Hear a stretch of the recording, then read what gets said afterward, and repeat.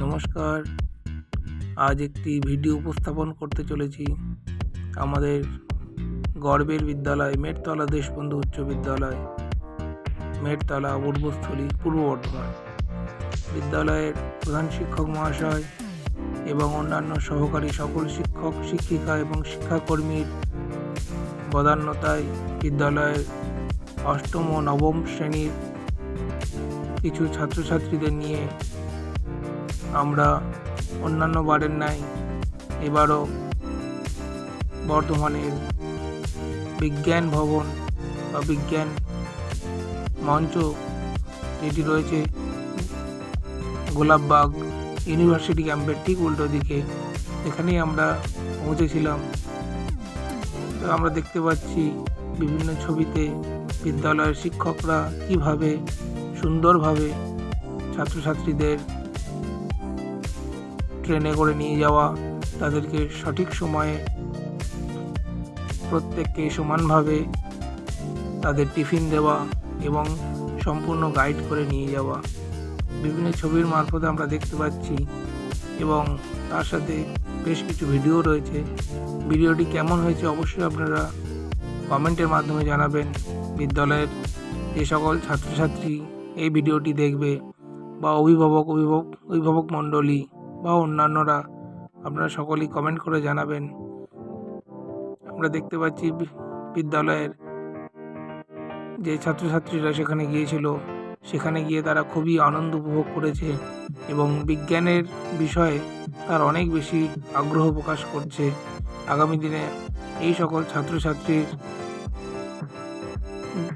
যেন বিদ্যালয়ের মান সম্মান বজায় রাখতে পারে এবং তারা যেন আরও বেশি বিজ্ঞানের প্রতি আগ্রহী হয়। তো ভিডিও শুরু হচ্ছে। আমরা দেখতে পাচ্ছি বিদ্যালয়ের শিক্ষক শিক্ষিকারা তারা সকলেই সমবেতভাবে বসে আছেন, কখনো কখনো বিশ্রাম নিয়ে নিচ্ছেন গাছের তলায়। এবং ছাত্রছাত্রীরাও তারা যখন বর্ধমান স্টেশন ওভারব্রিজ থেকে নামে তার দৃশ্য আমরা দেখতে পাচ্ছি। শিক্ষক মহাশয় শ্রী গোপীনাথ বসাক মহাশয় তিনি ছাত্রদের গাইড করে নিয়ে আসছেন এবং তার পিছনে ছাত্রীরা রয়েছে। একদম শেষ প্রান্তে রয়েছে বিদ্যালয়ের শিক্ষিকা শ্রীমতী দেবশ্রী মুখার্জি মহাশয়া এবং শ্রীমতী কমলা গুপ্ত মহাশয়া। তার সাথে রয়েছেন আমাদের তারক ঘোষাল বাবু মহাশয়। বিদ্যালয়ের ছাত্রছাত্রীরা প্রত্যেকেই বর্ধমান স্টেশনের সামনে দিয়ে সারিবদ্ধভাবে সুন্দর করে যাচ্ছে। একটি বাসের ব্যবস্থা করা হয়েছিল তাদেরকে সেই ক্যাম্প অবধি নিয়ে যাওয়ার জন্য। আমরা অবশেষে ক্যাম্পে উপস্থিত হলাম এবং সেইখানে প্রত্যেকেই প্রবেশ করলাম এবং সেখানকার কিছু দৃশ্য আপনারা দেখতে পাচ্ছেন। যতটা সম্ভব আপনাদের সামনে তুলে ধরার চেষ্টা করেছি।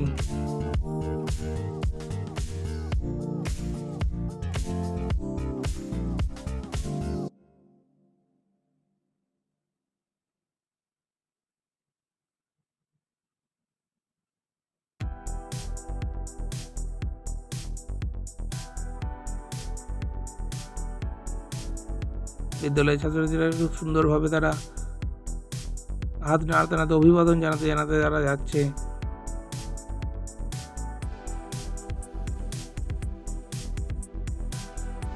আপনারা প্রত্যেকেই কমেন্ট করবেন এবং জানাবেন এবং আগামী দিনেও যাতে আমরা ছাত্রছাত্রীদের নিয়ে এইভাবেই সুন্দরভাবে কোনো শিক্ষামূলক জায়গায় ভ্রমণ করতে পারি। বাসিলবাবু মহাশয় তিনি ছাত্রছাত্রীদের সুন্দরভাবে বাসে বসালেন এবং আমরা বিজ্ঞান ভবনে পৌঁছে গেছি। তারই দৃশ্যপট আমরা দেখতে পাচ্ছি। আপনারাও আপনাদের বাড়ির সন্তানদের নিয়ে যেতে পারেন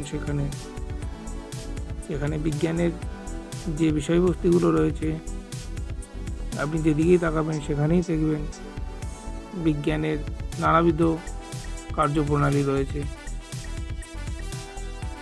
এক সুন্দর ব্যবস্থাপনা রয়েছে।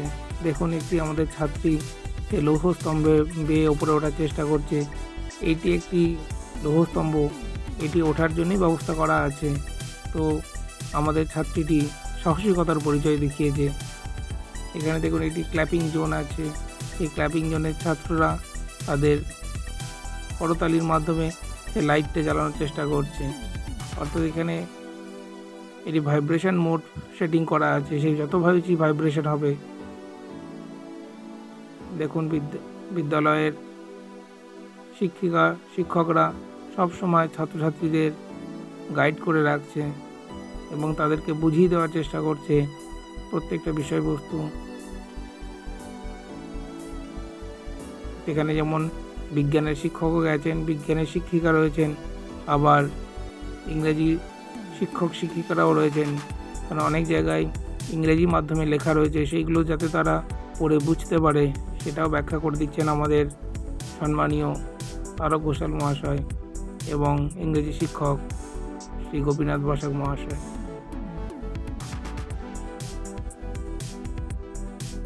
বিদ্যালয়ের প্রত্যেকটা ছাত্রছাত্রী প্রত্যেকটা বিষয়বস্তু যেন সুন্দর করে উপভোগ করছে, এক পরম আনন্দের। আগামী দিনে এইসব ছাত্রছাত্রীরাই হয়তো দেশের মুখ উজ্জ্বল করবে। তারা বিজ্ঞান চর্চা আরও বেশি পরিমাণে বিজ্ঞান চর্চা আগ্রহী হবে। এখানে আরও নানাবিধ বিষয় রয়েছে। এটি 3D শোরুমও আছে, যেখানে 3D শো করানো হয়, সেখানেও আমরা একটা সময় যাব। এখানে রয়েছে এটি বার্নৌলির যে সূত্র আছে, সে বার্নৌলির সূত্র অনুযায়ী এটি বলকে ব্লো করানো হচ্ছে এবং তাকে স্থির করার চেষ্টা করা হচ্ছে একটা জায়গায়। সেটাই ছাত্ররা চেষ্টা করছে। শিক্ষিকা দেবশ্রী ম্যাডাম মহাশয়া তিনি হেল্প করে দিচ্ছেন তাদেরকে। এই হচ্ছে সেই 3D রুম, যেখানে তারক ঘোষাল মহাশয় ছাত্রদের সুন্দরভাবে ভেতরে প্রবেশ করিয়ে দিয়েছেন এবং ভেতরেও গাইড রয়েছে। তিনি বললেন যে একবার দেখে এসো, আর কোথাও কেউ নেই তো। সেই জন্য আমি একবার সম্পূর্ণটা ঘুরে দেখে নিলাম যে কোনো ছাত্ররা আমাদের এদিক ওদিক আর আছে কি না। অবশেষে দেখলাম না, কেউ নেই। তখন আমি আবার পুনরায় সেই 3D শোরুমে দিকে যাচ্ছি। এবার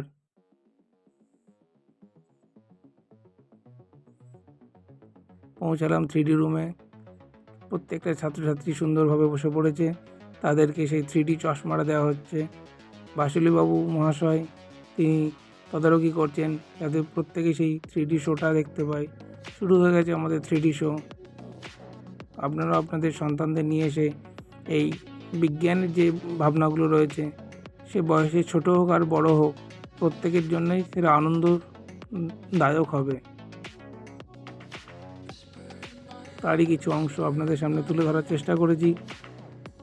ভিডিও প্রথম করছি, কিছু কথার মধ্যে অসঙ্গতি থাকতে পারে, আপনারা নিজের মতন করে মানিয়ে নেবেন। অবশ্যই কমেন্ট করে জানাবেন যদি আপনাদের কোনো সাজেশন থাকে।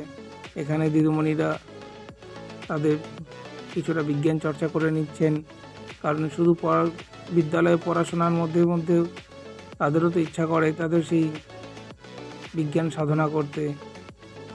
হয়তো কখনো হয়ে ওঠে, কখনো হয়ে ওঠে না।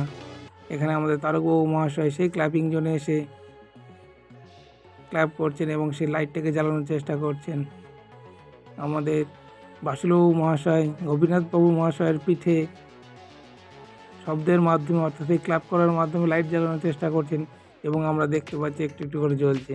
এক ভীষণ মজাদার বিষয়, খুবই আনন্দের বিষয়। ছাত্রছাত্রী এবং শিক্ষিকারা একটু জিরিয়ে নিচ্ছেন ফ্লোরে বসেই। এবার আমরা চলে এলাম সায়েন্স শোতে, যেখানে একজন শিক্ষক তিনি বিষয়টি দেখাচ্ছেন কীভাবে। অনেক সময় আমরা অনেক কিছুকে ম্যাজিক মনে করি, কিন্তু বাস্তবে সেগুলো ম্যাজিক কিছু নয়, সেগুলো সবটাই বিজ্ঞানের বিভিন্ন কলাকৌশল। এখানে দেখাচ্ছেন যে ওয়েলকাম লেখাটা আগে থেকেই ছিল, কিন্তু সেটা আমরা প্রথমে দেখতে পাচ্ছিলাম, সাদা কাগজ লাগছিল। তিনি যখন একটি কেমিক্যাল অর্থাৎ খার তার উপরে ছড়িয়ে দিলেন, লেখাটা ফুটে উঠল। এইটাই বিষয় ছাত্রদের তিনি বোঝাচ্ছিলেন। এছাড়া তাদের সামনে দেখতে পাচ্ছি আরও বিষয় রয়েছে। একটি রয়েছে যেখানে বলের গতি অনুযায়ী তারা বিভিন্ন গতিপথ চেঞ্জ করছে এবং বিভিন্ন বাদ্যযন্ত্র এখানে সেটিং করা আছে, সেটি বেজে উঠছে। খুবই সুন্দর বিষয় একটা, সকলেই আমরা উপভোগ করেছি।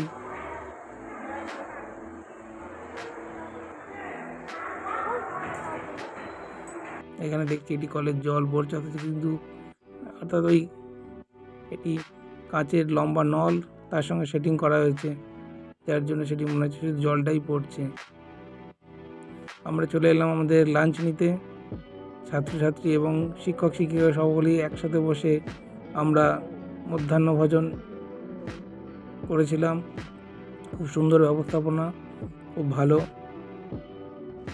খাদ্য পরিবেশন এবং খাদ্যের গুণগত মান সবই সুন্দর ছিল। আমরা এসে পৌঁছালাম বর্ধমান ডিয়ার পার্ক, অর্থাৎ রমনা বাগান মিনি জুতে। জুটি বন্ধ ছিল যেহেতু বৃহস্পতিবার ছিল, তবুও আমাদের শিক্ষকদের বদান্যতায় তারা যিনি ফরেস্ট রেঞ্জ আছেন তাদের সঙ্গে কথা বলে এবং তারা পারমিশন করিয়ে নিয়ে শুধু আমাদের বিদ্যালয়ের ছাত্রছাত্রীদের জন্যই খুলে দেয় এবং এই দৃশ্য উপভোগ করতে পারে। অর্থাৎ একজন শিক্ষক মহাশয় তার ছাত্রছাত্রীদের জন্যই তাদের নিজের জীবন ব্যতীত করেন।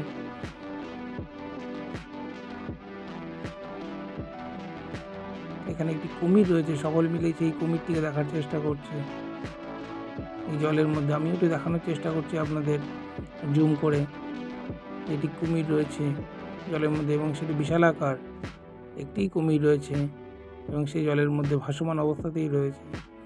এরপর আমরা চলে এলাম একে একে বিভিন্ন পাখি, ময়ূর, এমু, এই সকলেই রয়েছে এখানে।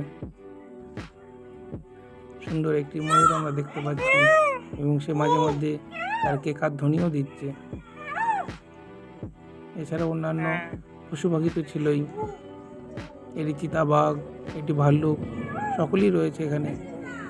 অবশেষে রমনা বাগান ঘুরে সকলেই একটু আমরা বিশ্রাম করে নিচ্ছি। এখানে ছোট ছোট বিশ্রাম কক্ষ রয়েছে, ওই দূরে একটি শৌচালয়ও রয়েছে বেশ সুন্দর।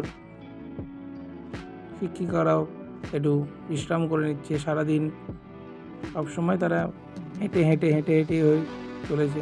অবশেষে আমাদের ঘোরা শেষ, এবার আবার পুনরায় সেই বাস চলে এসেছে আমাদের নিতে। বাসে প্রথমে মেয়েদের চাপানো হয়েছে এবং আমরা চলে এলাম বর্ধমান স্টেশনে। বাসুবাবু মহাশয় ছাত্রছাত্রীদের জন্য কোল্ড ড্রিঙ্কসের ব্যবস্থা করে